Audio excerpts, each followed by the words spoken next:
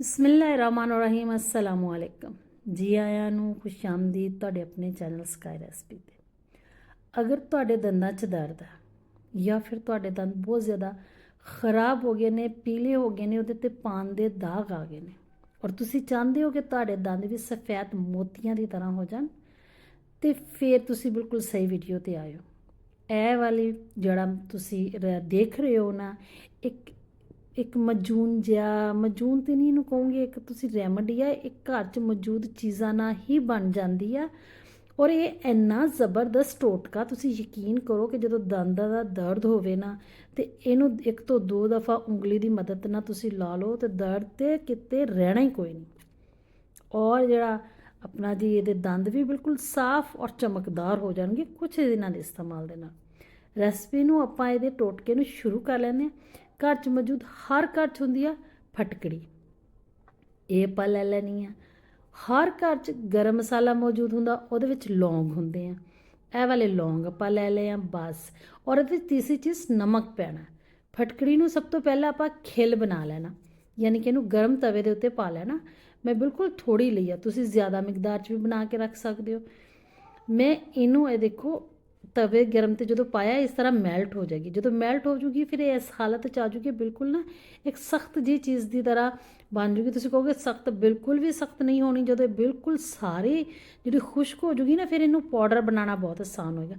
ਇਹਦਾ ਆਹ ਵਾਲਾ ਪ੍ਰੋਸੈਸ ਕਰਨਾ ਲਾਜ਼ਮੀ ਆ ਕਿ ਇਹਨੂੰ ਤਵੇ ਤੇ ਪਾ ਕੇ ਇਹਦੀ ਖਿਲ ਬਣਾਉਣੀ ਆ, ਫਿਰ ਹੀ ਇਹਨੂੰ ਇਸਤੇਮਾਲ ਕਰਨਾ। ਆ ਦੇਖੋ, ਫਿਰ ਇਹਨੂੰ ਤੁਸੀਂ ਚਮਚ ਦੀ ਮਦਦ ਨਾਲ ਤੋੜ ਕੇ ਇਸ ਤਰ੍ਹਾਂ ਬਿਲਕੁਲ ਮੈਸ਼ ਕਰਦੇ ਜਾਣਾ, ਤਾਂ ਕਿ ਜਿਹੜਾ ਵਾ ਨਾ ਇਹ ਬਿਲਕੁਲ ਪਾਊਡਰ ਫਾਰਮ 'ਚ ਆ ਜਾਵੇ। ਇਹਦਾ ਤੁਹਾਨੂੰ ਗ੍ਰਾਈਂਡ ਕਰਨ ਦੀ ਜ਼ਰੂਰਤ ਨਹੀਂ, ਇਹ ਆਪੇ ਹੀ ਪਾਊਡਰ ਬਣ ਜਾਣਾ।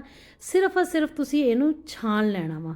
ਬਾਰੀਕ ਛਾਣਨੀ ਨਾਲ ਛਾਣ ਲਓ, ਕਿਸੇ ਵੀ ਮਲਮਲ ਦੇ ਕੱਪੜੇ ਨਾਲ ਛਾਣ ਲਓ, ਲੇਕਿਨ ਬਾਰੀਕ ਛਾਣਨੀ ਨਾਲ ਹੀ ਛਾਣ ਲਓ। ਮਲਮਲ ਦੇ ਕੱਪੜੇ ਛਾਣਨੇ ਦੀ ਇਹਨੂੰ ਜ਼ਰੂਰਤ ਨਹੀਂ। ਤੁਸੀਂ ਦੇਖ ਲਓਗੇ ਜਦੋਂ ਮੈਂ ਚਮਚ ਨਾਲ ਇਹਨੂੰ ਹਿਲਾ ਰਹੀ ਨਾ, ਪਾਊਡਰ ਇਹਦਾ ਉੱਡ ਰਿਹਾ। ਮੈਂ ਇਹਨੂੰ ਛਾਣ ਕੇ ਇੱਕ ਸਾਈਡ 'ਤੇ ਰੱਖ ਲਿਆ, ਤੇ ਲੌਂਗ ਦਾ ਵੀ ਨਾ ਪਾਊਡਰ ਬਣਾ ਲੈਣਾ। ਲੌਂਗ ਨੂੰ ਗ੍ਰਾਈਂਡ ਕਰ ਲਓ, ਛਾਣਨੀ ਨਾਲ ਉਹਨੂੰ ਛਾਣ ਲਓ, ਉਹਦਾ ਪਾਊਡਰ ਵੀ ਆਸਾਨੀ ਨਾਲ ਬਣ ਜਾਏਗਾ।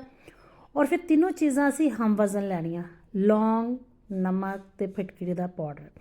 ਇਹਨਾਂ ਨੂੰ ਮਿਕਸ ਕਰ ਲੈਣਾ ਜਿੱਥੇ ਤੁਹਾਡੇ ਦੰਦ 'ਚ ਦਰਦ ਹੋ ਰਿਹਾ ਹੋਵੇ। ਯਕੀਨ ਕਰੋ ਕਿ ਮੇਰੇ ਦੰਦ 'ਚ ਦਰਦ ਹੋਇਆ ਜ਼ਿੰਦਗੀ 'ਚ ਪਹਿਲੀ ਦਫਾ, ਤੇ ਮੈਨੂੰ ਸਮਝ ਨਹੀਂ ਸੀ ਆ ਰਹੀ ਕਿ ਦੰਦ 'ਚ ਦਰਦ ਹੋ ਰਿਹਾ, ਅੱਖ 'ਚ ਦਰਦ ਹੋ ਰਿਹਾ ਜਾਂ ਮੇਰੇ ਸਿਰ 'ਚ ਦਰਦ ਹੋ ਰਿਹਾ। ਇੰਨਾ ਸ਼ਦੀਦ ਇਹਦਾ ਦਰਦ ਹੁੰਦਾ ਕਿ ਮੈਂ ਇੰਜੈਕਸ਼ਨ ਵੀ ਲਗਵਾਏ, ਲੇਕਿਨ ਉਹਦਾ ਅਸਰ ਵੀ ਸਿਰਫ 1 ਤੋਂ 2 ਘੰਟੇ ਹੀ ਰਹਿੰਦਾ। ਇਹ ਵਾਲਾ ਪਾਊਡਰ ਯਕੀਨ ਕਰੋ ਜਦੋਂ ਮੈਂ ਯੂਜ਼ ਕੀਤਾ ਮੈਨੂੰ ਕਾਫੀ ਫ਼ਰਕ ਪਿਆ। ਜਦੋਂ ਮੈਨੂੰ ਫ਼ਰਕ ਪਿਆ ਫਿਰ ਮੈਂ ਸੋਚਿਆ ਕਿ ਮੈਂ ਇਹਦੀ ਰੈਮੇਡੀ ਆਪਣੇ ਵਿਊਅਰਸ ਨਾਲ ਵੀ ਸ਼ੇਅਰ ਕਰਾਂ, ਤਾਂ ਕਿ ਕਿਸੇ ਨੂੰ ਇਹਦੇ ਤੋਂ ਫ਼ਾਇਦਾ ਹਾਸਲ ਹੋਵੇ ਔਰ ਅੱਲਾਹ ਤਾਲਾ ਉਹਦੇ ਵੀ ਦਰਦ ਵਿੱਚ ਉਹਦੇ ਲਈ ਆਸਾਨੀਆਂ ਪੈਦਾ ਕਰ ਦੇਵੇ। ਬਹੁਤ ਜ਼ਬਰਦਸਤ ਹੈ, ਤੁਹਾਡੇ ਮੂੰਹ ਦਾ ਸਾਰਾ ਪਾਣੀ ਖੁਸ਼ਕ ਕਰ ਦਿੰਦਾ।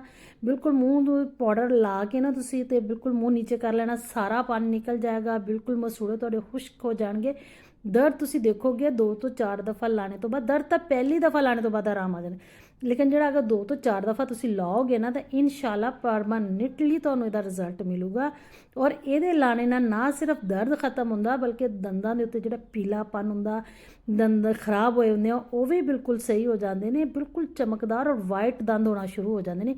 ਤੁਸੀਂ ਅਜ਼ਮਾ ਕੇ ਦੇਖੋ, ਤੁਸੀਂ ਲਾ ਕੇ ਦੇਖੋ, ਫਿਰ ਤੁਹਾਨੂੰ ਪਤਾ ਚੱਲੇਗਾ ਕਿ ਵਾਕਈ ਇਹ ਰੈਮੇਡੀ ਹੈ ਨਾ ਜਿਹੜੀ ਕੰਮ ਕਰਦੀ ਆ। ਤੁਸੀਂ ਮਹਿੰਗੇ ਟੂਥਪੇਸਟ ਨੂੰ ਛੋੜ ਦੋਗੇ, ਸਿਰਫ ਇਹਨੂੰ ਹੀ ਅਪਣਾਓਗੇ। ਉਮੀਦ ਹੈ ਕਿ ਤੁਹਾਨੂੰ ਇਹ ਮੇਰੇ ਵਾਲੀ ਰੈਮੇਡੀ ਅੱਛੀ ਲੱਗੂਗੀ। ਅਗਰ ਵਾਕਈ ਹੀ ਤੁਹਾਨੂੰ ਇਹਨੇ ਫ਼ਰਕ ਦਿੱਤਾ, ਫ਼ਾਇਦਾ ਦਿੱਤਾ, ਤਾਂ ਕਮੈਂਟ ਕਰਨਾ ਨਾ ਭੁੱਲਿਓ। ਇਹਦੇ ਨਾਲ ਹੀ ਆਪਣਾ ਤੇ ਆਪਣੇ ਦੰਦਾਂ ਦਾ ਰੱਖੋ ਖਿਆਲ, ਤੇ ਮੈਨੂੰ ਦਿਓ ਇਜਾਜ਼ਤ। ਅੱਲਾ ਸੋਨੇ ਦੇ ਹਵਾਲੇ।